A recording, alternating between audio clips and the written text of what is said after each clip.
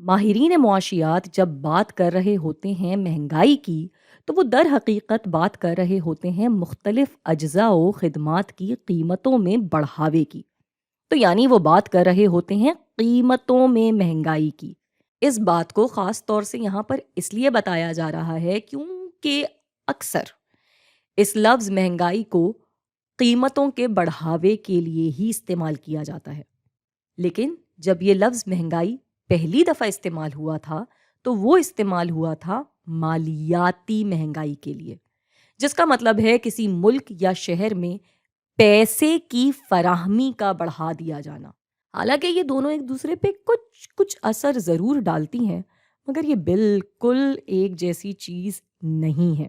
अगर किसी मुल्क में पैसे की फराहमी बढ़ेगी, और फरहमी बढ़ने का मतलब सिर्फ पैसा छापने से नहीं है, इसमें और बहुत सी चीज़ें शामिल होती हैं, जैसे मुल्क के लिए हुए कर्जे, मुल्क में कारोबार के दरमियान पैसे की लेन देन, दूसरे मुल्कों से की जाने वाली तिजारतें वगैरह वगैरह। यानी कि तमाम तर चीज़ों का जो असर मुल्क में मौजूद पैसे पे पड़ता है, वो तब्दीली लाता है कीमतों की महंगाई में।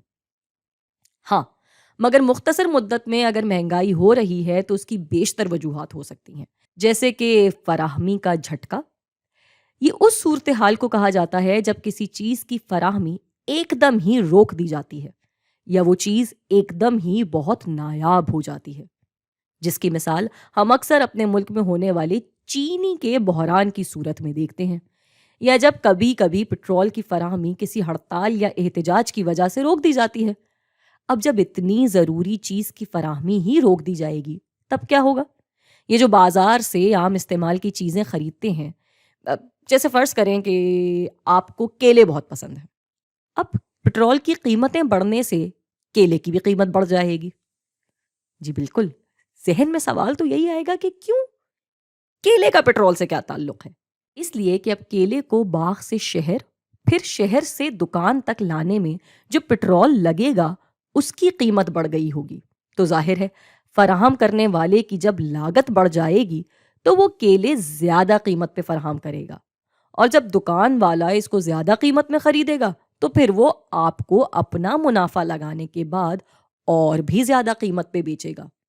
ऐसे इस केले की कीमत बढ़ जाएगी। ये होती है कीमतों की महंगाई, और आम तौर से इसका थोड़ा सा वजूद मुआशियात में अच्छा माना जाता है, लेकिन सिर्फ थोड़ा सा, शायद 1, 2 या 3% फी साल।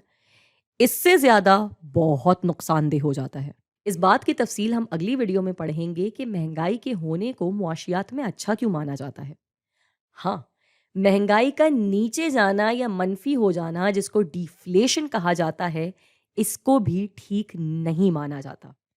जी बिल्कुल, इसकी तफसील भी हम आने वाली वीडियोस में पढ़ेंगे। ज्यादातर मुल्कों में महंगाई को सीपीआई यानी कंज्यूमर प्राइस इंडेक्स या सारिफ की कीमत की फहरिस्त के जरिए जांचा जाता है।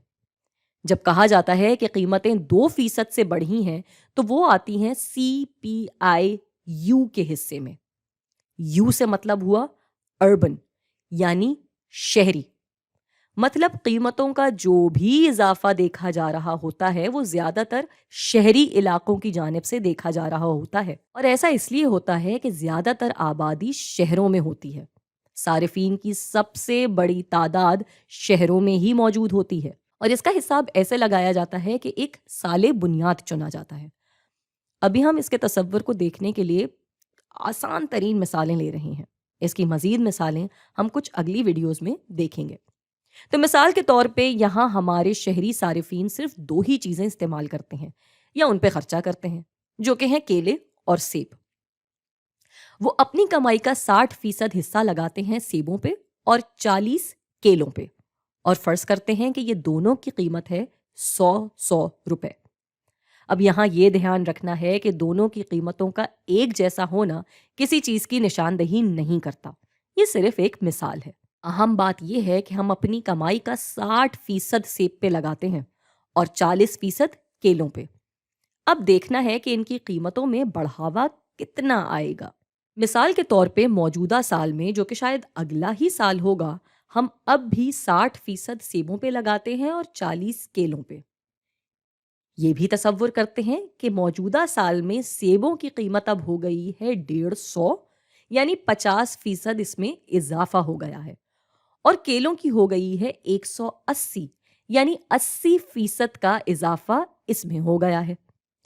قیمتیں دیکھنے کے بعد اب ہمیں یہ جاننا ہے کہ ہمارا سی پی آئی کس طرح تبدیل ہوگا۔ اس کا حساب ہم لگائیں گے اپنے فی صد خرچے کے ذریعے۔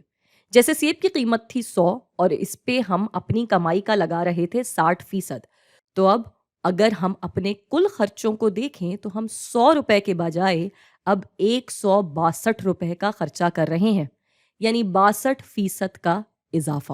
اس کے حساب لگانے کا ایک اور طریقہ ہوتا ہے ویٹڈ ایوریج، جس میں ہم سیدھا 0.6 کو ضرب دیتے ہیں اس کی بڑھی ہوئی لاگت کے 50% سے، جواب آئے گا 30%، اور ادھر 0.4 کو ضرب دیں گے 80 سے، جواب آئے گا 32%۔ دونوں کو جمع کیا تو جواب بن گیا وہی 62% کا بڑھاوا۔ تو یہ تو تھا ایک نہایت ہی آسان مثال سے سمجھایا گیا تصور۔ اب اگلی ویڈیو میں ہم اس کی مزید پیچیدگیوں کو دیکھیں گے۔